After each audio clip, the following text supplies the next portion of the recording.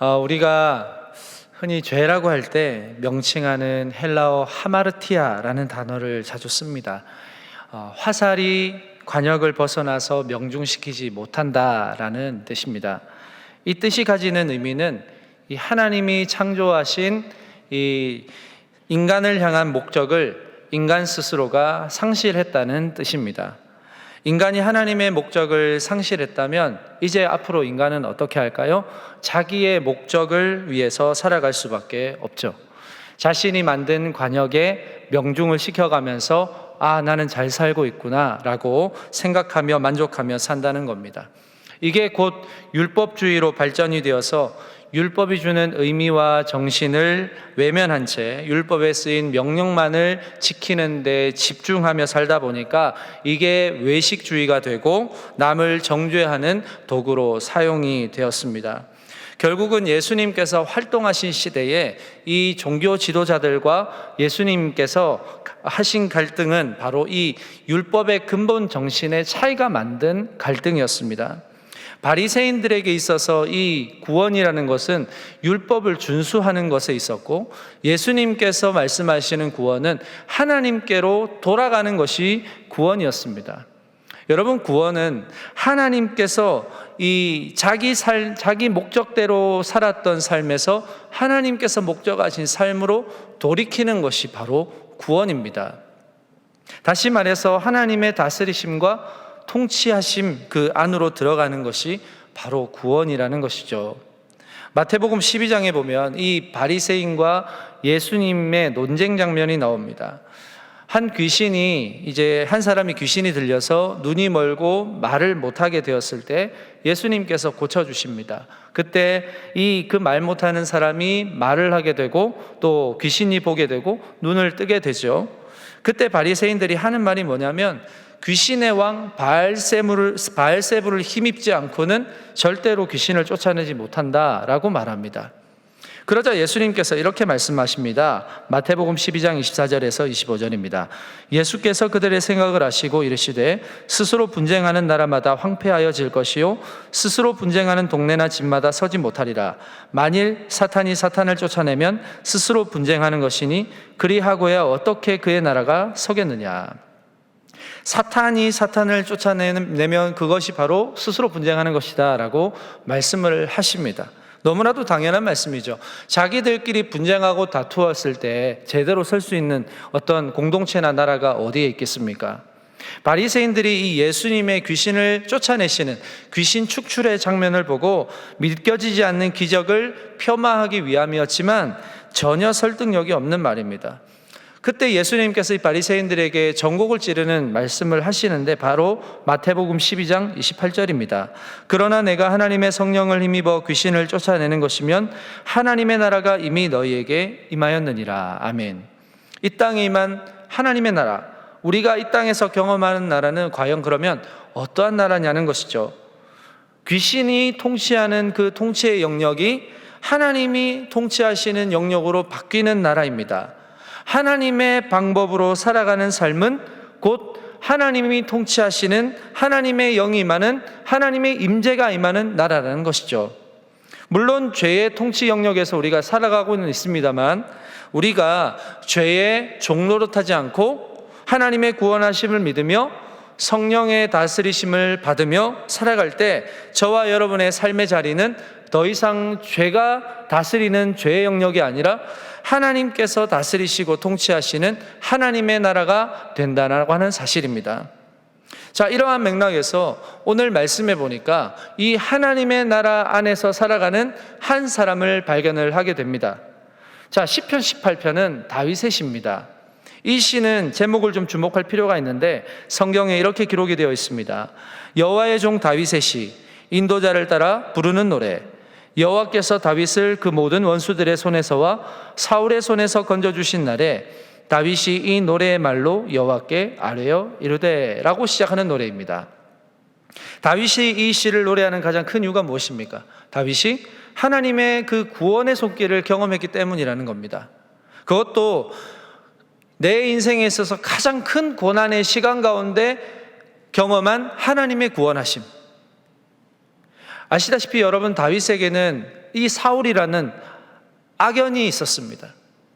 다윗의 삶을 송두리째 바꿔버린 사람이 바로 사울이잖아요. 지독하게도 다윗을 쫓아다닙니다. 그를 죽이기 위해서 밤낮 없이 군사를 동원해서 다윗을 찾아다니죠. 그때 다윗이 자신의 심정을 오늘 본문 시편 18편 4절에서 이렇게 고백하는 겁니다. 사망의 줄이 나를 얽고 불의의 창수가 나를 두렵게 하였으며 소홀의 줄이 나를 두르고 사망의 올무가 내게 이르렀도다. 여기 사망, 소홀이라는 표현이 등장하는데 같은 말입니다. 한마디로 말하면 뭡니까? 죽음의 그림자가 내 눈앞에서 왔다 갔다 하는 상황이라고 하는 겁니다. 집이 가까워서 지금 누구에게 도움을 청할 수 있는 상황이 아닙니다. 그는 유대 광야, 저 멀리 광야에서 그 어떤 동굴에 남이 보지 않는 동굴에 숨어서 지금 지내고 있는 상황 아닙니까? 그때는 뭐 지금처럼 GPS가 있습니까? 내비게이션이 있습니까? 뭐가 있습니까? 뭐 내가 지금 어디에 있는지 추적하기 너무나도 쉬운 시대에 살지만 당신은 뭐 그런 게 없으니까. 그런데 너무나도 기가 막히게도 사울은 다윗이 어디 있는지 다 찾아내더라는 겁니다. 기가 막힌 상황이에요. 이렇듯이 여러분, 다윗은 표면적으로 봤을 때는 일이 안 풀립니다. 이렇게까지 일이 안 풀릴 수가 있나 싶을 정도로 일이 안 풀리는 거예요. 여러분, 일이 한번 안 풀릴 때는 온 우주의 기운이 나만 피해가는 것 같지 않습니까? 여러분들도 그런 경험 한번 해보시지 않습니까? 일이 안 되기 시작하면 뭐 이렇게 해도 안 되고 저렇게 해도 안 되고 아무리 해도 안 돼요. 그런데 여러분, 일이 잘 될 때는 그냥 발로 해도 다 잘 될 때가 있습니다. 너무나도 신기하게. 그러니까 한번 꼬이기 시작하면 아무리 애를 써도 안 되는 때가 있더라는 겁니다. 마찬가지로 이 한순간에 갑자기 일어난 일 앞에서 다윗은 너무나도 절망하고 있고 또 당황하고 있습니다. 다윗이 잘못한 일로 겪는 고난이 아니기 때문에 오히려 더 속상하고 또 지금 절망스러운 겁니다. 이런 고난은 사실 예고 없이 찾아오는 것입니다. 오늘 평안하다가도 내일 무슨 일이 생길지도 모르는 삶이 바로 저와 여러분이 살아가고 있는 삶이기 때문이죠. 오죽하면 여러분, 전도서 7장에 보니까 형통한 날과 공고한 날이 병행되는 게 우리의 삶이다라고 전도자가 고백할까요? 그런데요, 여러분, 이 다윗이 대면하였던 이 고난의 시간을 통해서 다윗이 성장합니다. 너무나도 신기하게. 그리고 성숙합니다. 신앙의 진가가 드러나기 시작합니다. 그게 뭘까요? 사망의 줄이 나를 두르고 올무가 곳곳에 놓여 있을 때도 그가 유일하게 찾는 대안은 강한 군사력도 아니고 두뇌 회전도 아니고 어떠한 경험도 아니에요. 바로 여호와 하나님이시더라는 것입니다. 그가 찾는 하나님, 그가 하나님을 찾는 이유는 다른 것이 없습니다. 다윗은 스스로가 자신에게 닥친 고난을 이겨낼 수 없는 연약한 존재라는 것을 알고 있습니다. 이것과 동시에 하나님은 언제나 강한 힘과 능력의 주님이시라는 사실을 알고 있었기 때문에 그는 하나님을 찾고 있는 거예요. 또한 다윗에게 하나님은 자신의 부르짖음을 들으실 유일한 분으로 믿고 있기 때문에 그렇습니다. 여러분, 열왕기상 18장에 보면 바알과 아세라를 섬기는 선지자 850명과 하나님을 섬기는 선지자 엘리야가 싸움이 벌어지지 않습니까? 이 싸움은 여러분, 칼과 창으로 싸우는 싸움이 아니에요. 이 싸움은 어떤 싸움입니까? 누구의 목소리가 자기가 섬기는 신들에게 들려지는가에 대한 싸움이었습니다. 바알과 아세라를 섬기는 선지자들이 자신들의 신을 애타게 부르짖습니다. 그러나 아무리 불러도 자신들의 신이 대답하지를 않아요. 그래서 자신들의 몸을 자해하고 칼로 난도질을 하면서도 신을 찾지만 그 신은 대답하지 않습니다. 오죽하면 엘리야가 선지자, 그 바알과 아세라 선지자들이 섬기는 신을 조롱하면서 이렇게 말하지 않습니까? 정오에 이르러는 엘리야가 그들을 조롱하며 이르되 큰 소리로 부르라. 그는 신인즉 묵상하고 있는지 혹은 그가 잠깐 나갔는지 혹은 그가 길을 행하는지 혹은 그가 잠이 들어서 깨워야 할 것인지 하매. 너희 신이 잠깐 어디 나갔니? 자고 있니? 묵상하고 있니? 조롱하고 있는 거예요. 자, 엘리야의 순서가 되었죠. 엘리야는 번제에 쓸 짐승의 각을 떠서 올린 뒤에 번제물에 물을 붓습니다. 도랑을 파서 물을 가득 채웁니다. 그리고는 만군의 하나님께 간절히 기도합니다. 마침내 여호와 하나님께서 응답하시는데 그 응답은 무엇이었냐면 물에 젖은 번제단과 그 가득 물로 채운 도랑 위에 활활 타오르는 불로써 응답하십니다. 여호와 하나님이 엘리야의 목소리를 들으신 것이죠. 여러분께 묻겠습니다. 누가 우리의 목소리를 듣습니까? 누가 우리의 고난을 아십니까? 누가 여러분의 눈물을 아실까요? 여러분, 우리가 언제든지 하나님을 부르짖을 때 하나님은 절대로 우리의 목소리를 외면하지 않으시는 분이심을 믿습니다. 여러분은 언제 하나님을 찾으십니까? 언제 하나님을 애타게 부르십니까? 거의 고난 중에 있을 때 애타게 부르실 때가 많으실 겁니다. 왜냐하면 간절함은 이 눈앞에 고난을 만날 때 더 크게 생기기 때문이죠. 이 고난이 우리의 삶에 참 크기 때문입니다. 절대 작지 않습니다. 너무나도 긴급한 문제입니다.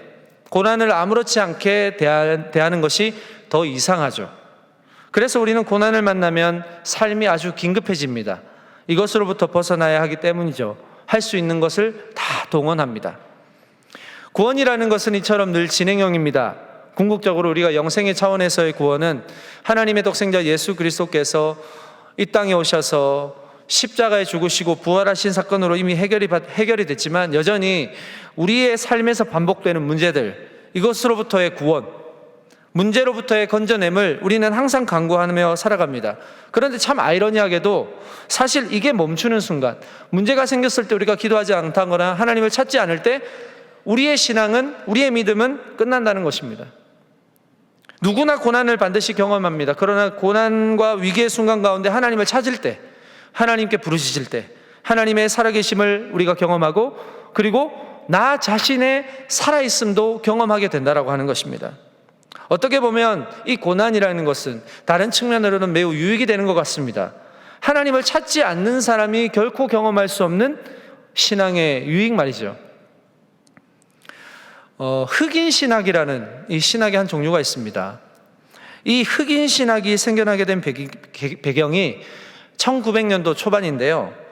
이 아프리카계 미국인들이 지배계층이었던 백인들로 인해서 강제로 잡혀서 백인들이 사는 땅으로 이주해 갑니다. 그리고는 이들이 혹독한 노예 생활을 합니다. 인권도 무너지고 인간적인 대우는 받지 못하죠.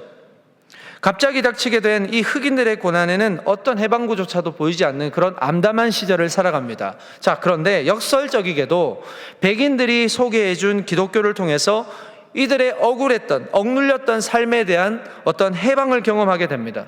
그런데 이 흑인 노예들이 처음에는 백인들과 같이 예배를 드리니까 백인들이 드리는 똑같은 예배 방식으로 드려야 했어요. 그래서 철저히 감시를 받으면서 흑인 노예들이 예배를 드렸다는 이야기예요. 자, 그런데 이런 상황에서 흑인 노예들이 은밀하게 자기들만의 독특한 방식으로 예배를 드리기 시작합니다.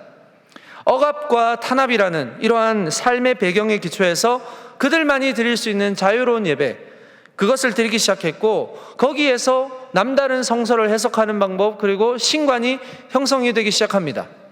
예를 들면 이런 거죠. 출애굽기에서 애굽의 노예 생활을 하다가 하나님의 역사하심으로 애굽에서 탈출하였던 이 이스라엘 백성들의 이야기를 현재 노예에서 비참한 생활을 하고 있는 자기 자신들의 삶과 동일시하는 것입니다. 예수 그리스도의 십자가의 고난과 수치와 조롱의 사건을 자기 자신들의 고난과 수치로 대면을 하기 시작합니다. 흑인들의 예배에서 선포되어지는 하나님의 말씀은 그들의 삶의 자리에서 지금까지 수백 년 지난 역사에서도 현실에서 직접 들려지는 말씀으로 생생하게 현재화시키고 있는 겁니다.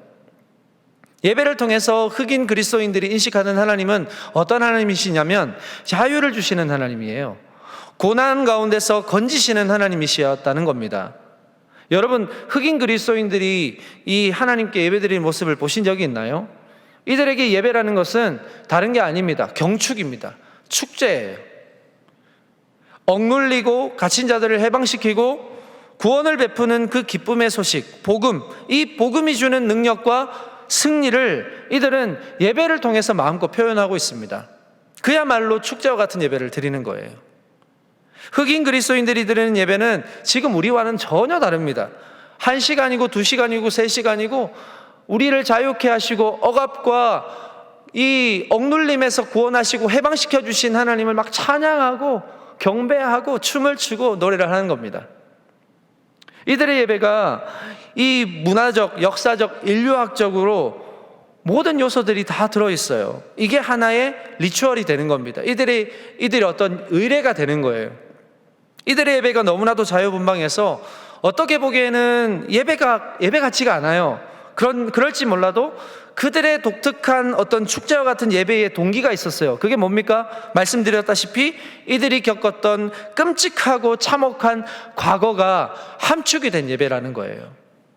오히려 더 큰 해방과 자유를 만끽하는 예배로 이들이 예배를 통해서 승화시켜 나갔다는 것입니다. 예배학자 루스 덕이라는 분이 쓰신 21세기 예배학 개론이라는 책에 보니까 이 흑인 예배에 대해서 윌리엄 맥클레인이라는 분의 말을 이렇게 인용하는데요. 흑인 전통에서 예배란 복잡하고 모순된 현실에서도 살아남아 생명을 정언하는 힘을 경축하는 것이다 라고 말합니다. 복잡하고 모순되고 너무나도 이율배반적인 그런 현실, 아무리 공부하고 아무리 수만 가지의 지식적 경험적으로 예측을 해도 결국 빗나갈 수밖에 없는, 그래서 늘 고통하고 또 불안할 수밖에 없는 현실 앞에서 이 예배라는 것은 예수 그리스도의 복음을 통해서 삶의 희망을 선포하고 창조된 인간의 존엄성을 확인시키고 억압된 자유로부터 해방을 맛보게 하는 거예요. 우리가 드린 이 예배가요, 얼마나 놀랍습니까? 이들이 예배를 통해서 더 큰 기쁨과 자유를 만끽할 수 있는 동기가 역설적으로는 고난 때문이었다는 거예요. 이 예배가 이들로 하나님을 더 깊이 만나는 통로가 되더라는 것입니다. 이렇듯 어떤 이들에게 있어서 이 예배라는 건 유일한 희망이자 해방의 창구가 됩니다. 반면 어떤 이들에게는 그저 그런 시간으로 지나간다는 것이죠. 저는 소망합니다. 저와 여러분의 삶에서 이 예배가 유일한 희망이 되고 하나님의 형상으로 창조된 피조물이 가지는 그 존엄성을 회복하면서 세상으로부터 받는 억압으로부터 해방을 경험하는 은혜의 시간이 될 수 있기를 주님의 이름으로 축복합니다. 이 예배를 통해서 고백되어지는 찬양의 기도가 삶의 경축이 되고 축제가 되었으면 좋겠습니다. 한 주간 힘들고 여러분 고민이 되고 우울하고 지치더라도 이 내면에서 여러분 하나님을 간절하게 찾고 있잖아요.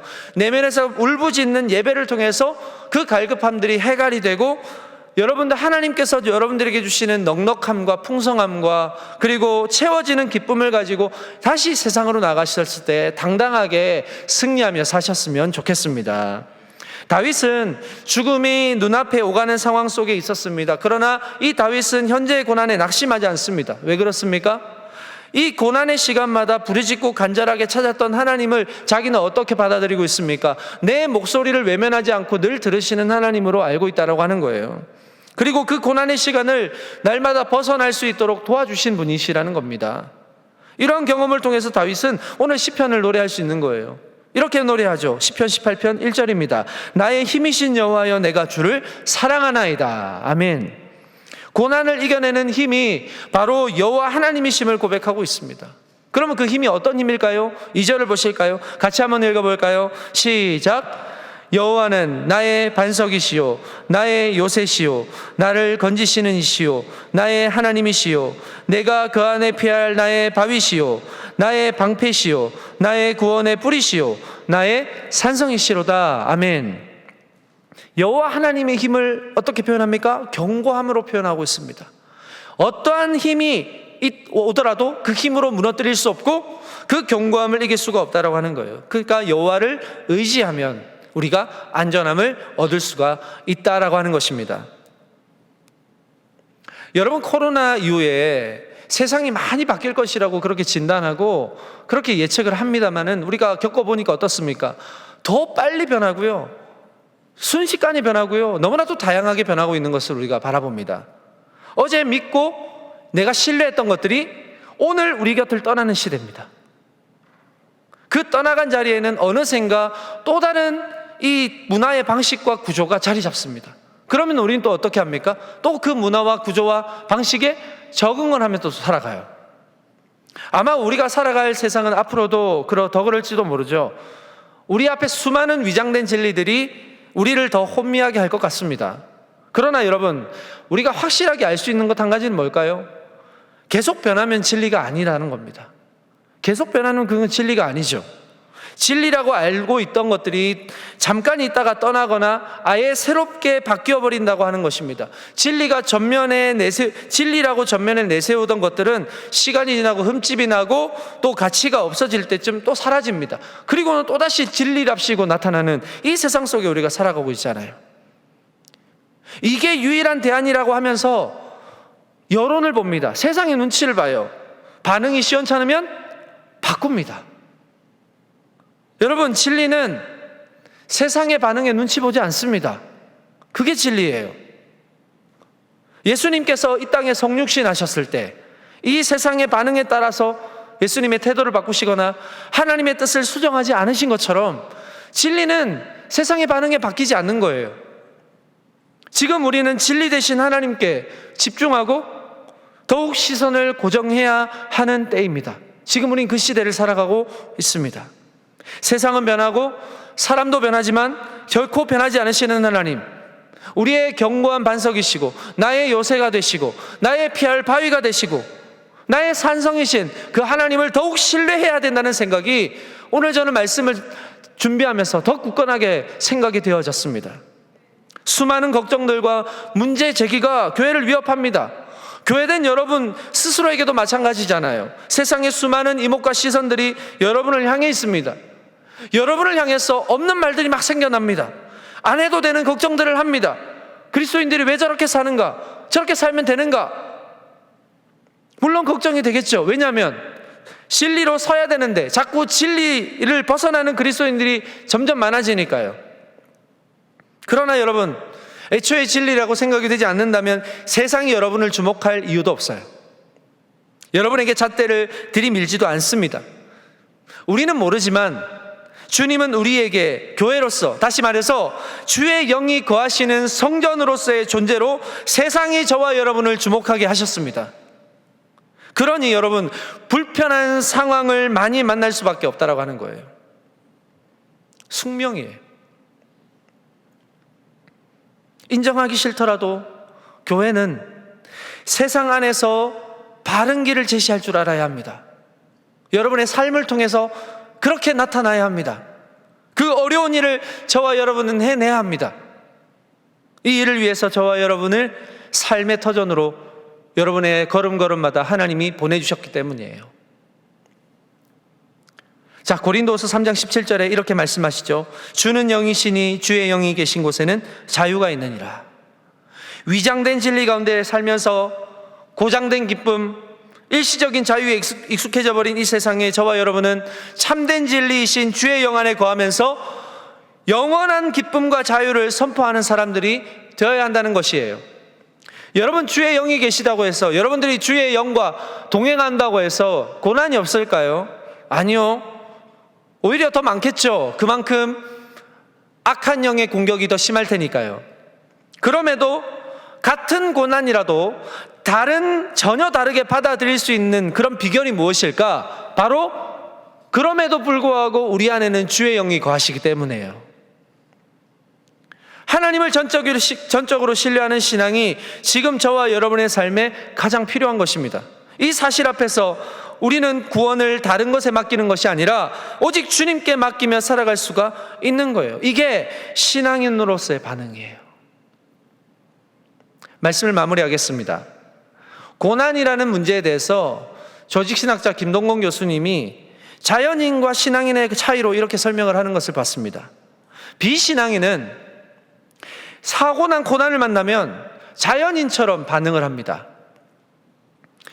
자신의 성격과 타고난 기질에 따라서 이 고난을 의연하게 대처하기도 하고 이 고난을 전화위복의 기회로 삼아서 인생을 반전시키기도 합니다.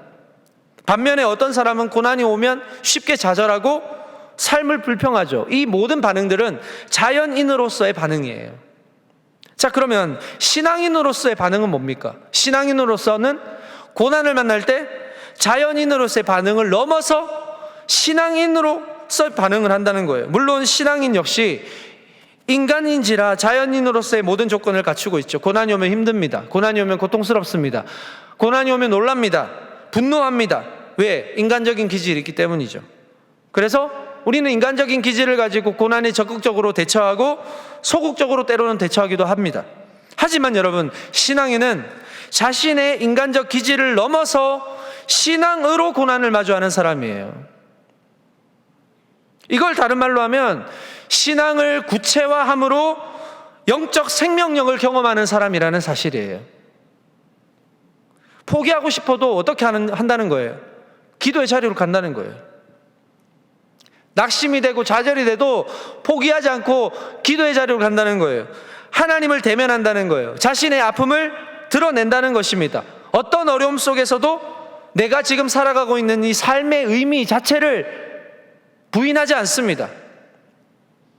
그 고난으로 소망을 절대 잃지 않습니다. 고난에 굴복하지 않습니다. 오히려 고난을 통해서 신앙이 더 깊어지는 놀라운 은혜를 발견하는 거예요. 오늘 중보기도 영상 보셨잖아요.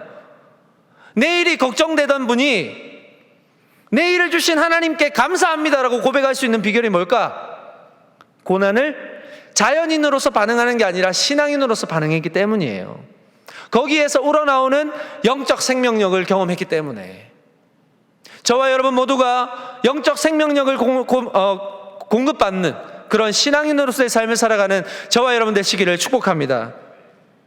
로마서 5장 3절에서 4절에서 이렇게 말합니다. 다만 이뿐 아니라 우리가 환난 중에도 즐거워하나니 이는 환난은 인내를, 인내는 연단을, 연단은 소망을 이루어내는 줄 알미라. 아멘. 자, 이 고백은 누구의 고백일까? 자연인의 고백일까요?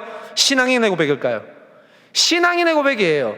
자연인으로서는 절대 고백할 수 없는 말입니다. 어떻게 여러분 환난 중에 즐거워합니까? 어떻게 환난은 인내를, 인내는 연단을, 연단은 소망을 이뤄내는 줄 아는 사람, 이 신앙인이죠. 환난 중에도 즐거워한다는 말은 무엇입니까? 환난 너머에 있는 주님의 뜻을 볼 줄 알기 때문에 즐거워할 수 있다라고 하는 거예요. 왜? 고난 뒤에 즐거움이 있다는 것을 발견했으니까 난 즐거워요. 고난만 넘어가면 즐거움을 얻을 것이니까. 신앙인은 그걸 볼 수 있는 거예요. 신앙인은요, 고난 앞에서 기어이 빛을 내는 사람들입니다. 여러분, 고난이 올 때 더 예배의 자리를 찾고 더 하나님과 대면하시기를 축복합니다.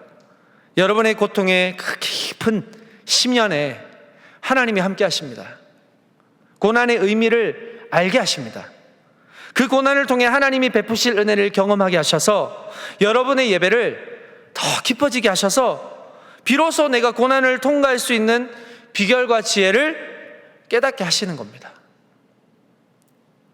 여러분이 살아갈 또 한 주간, 또 알 수 없는 고난의 시간 속에 여러분들이 또 있을지도 모르죠.